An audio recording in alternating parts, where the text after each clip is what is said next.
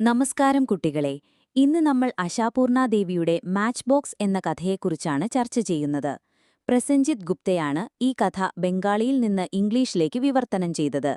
ഈ കഥയിൽ എഴുത്തുകാരി സ്ത്രീകളെ ഒരു തീപ്പെട്ടിയുമായിട്ടാണ് താരതമ്യം ചെയ്യുന്നത്. ഒരു തീപ്പെട്ടിക്ക് 100 ലങ്കയെ കത്തിക്കാനുള്ള ശക്തിയുണ്ടെങ്കിലും അത് അടുക്കളയിലും കിടപ്പുമുറിയിലുമെല്ലാം ഒതുങ്ങിക്കൂടി ശാന്തവും നിഷ്കളങ്കവുമായി ഇരിക്കുന്നു. അതുപോലെ സ്ത്രീകൾക്ക് വലിയ കാര്യങ്ങൾ ചെയ്യാനുള്ള കഴിവുണ്ടായിട്ടും അവർ അത് ചെയ്യാതെ ഒതുങ്ങി ജീവിക്കുന്നു. കഥയിലെ പ്രധാന കഥാപാത്രം നോമിതയാണ്. അവളൊരു വലിയ കൂട്ടുകുടുംബത്തിലാണ് താമസിക്കുന്നത്. അവളുടെ ഭർത്താവായ അജിത്തിന് ഒരു ദുശീലമുണ്ട്. നോമിതയുടെ പേരിൽ വരുന്ന കത്തുകൾ, പ്രത്യേകിച്ച് അവളുടെ അമ്മയുടെ കത്തുകൾ, അയാൾ ആദ്യം വായിക്കുന്നു. ചിലപ്പോൾ ഇഷ്ടപ്പെട്ടില്ലെങ്കിൽ ആ കത്തുകൾ നോമിതയ്ക്ക് കൊടുക്കാറുമില്ല.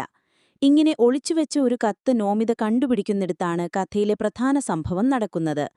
3 ദിവസം മുൻപ് വന്ന ഒരു കത്ത് ചുരുട്ടി കീശയിലിട്ട നിലയിൽ നോമിത കണ്ടുപിടിച്ചു. അത് അവളുടെ അമ്മയുടെ കത്തായിരുന്നു. അമ്മയുടെ കത്തിൽ താൻ അനുഭവിക്കുന്ന കഷ്ടപ്പാടുകളെക്കുറിച്ചും വീടിന്റെ മേൽക്കൂര ചോരുന്നതിനെക്കുറിച്ചുമെല്ലാം അമ്മ എഴുതിയിരുന്നു. ഇതു കണ്ട നോമിതയ്ക്ക് ദേഷ്യം വരുന്നു. കത്ത് കണ്ട അജിത്ത് പരിഹസിച്ചു ചിരിക്കുകയും മണി ഓർഡർ അയക്കണോ എന്ന് ചോദിക്കുകയും ചെയ്തു. ഇത് നോമിതയ്ക്ക് വലിയ അപമാനമുണ്ടാക്കി. ഈ സംഭവത്തിൽ ദേഷ്യം വന്ന നോമിത അജിത്തുമായി വഴക്കിടുന്നു. ദേഷ്യം സഹിക്കാനാവാതെ നോമിത അജിത്തിനെ സാധാരണക്കാരൻ, വൃത്തികെട്ടവൻ എന്ന് വിളിക്കുന്നു. ഇതിൽ കുപിതനായ അജിത്ത് നോമിതയുടെ കുടുംബത്തെ അധിക്ഷേപിക്കുന്നു.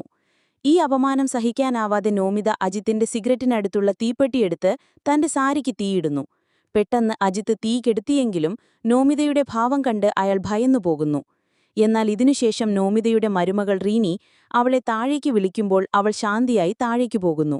സാരിയിൽ തീ പിടിച്ചതിനെക്കുറിച്ച് കുടുംബാംഗങ്ങൾ ചോദിക്കുമ്പോൾ അവൾ അടുപ്പിൽ നിന്നും ചൂടുള്ള പാത്രമെടുത്തപ്പോൾ പറ്റിയതാണെന്ന് കള്ളം പറയുന്നു. ഇവിടെയാണ് കഥാകാരി സ്ത്രീകളെ തീപ്പെട്ടികളോട് താരതമ്യം ചെയ്യുന്നത്. തീപ്പെട്ടികൾക്ക് വലിയ തീയിടാനുള്ള കഴിവുണ്ടെങ്കിലും അവരത് ചെയ്യാതെ അവരുടെ ഭംഗിയുള്ള പുറന്തോട് കത്തിച്ചു കളയാൻ തയ്യാറാകാതെ ഒതുങ്ങി നിൽക്കുന്നു. അതുകൊണ്ടാണ് പുരുഷന്മാർ ഭയമില്ലാതെ അവരെ എവിടെയും ഉപേക്ഷിച്ചു പോകുന്നത്. ഇനി നിങ്ങൾക്ക് ഈ കഥയെക്കുറിച്ച് എന്തെങ്കിലും സംശയങ്ങളുണ്ടെങ്കിൽ ചോദിക്കാം. കഥാപാത്രങ്ങളെക്കുറിച്ചോ കഥയുടെ സന്ദേശത്തെക്കുറിച്ചോ നമുക്ക് ചർച്ച ചെയ്യാം.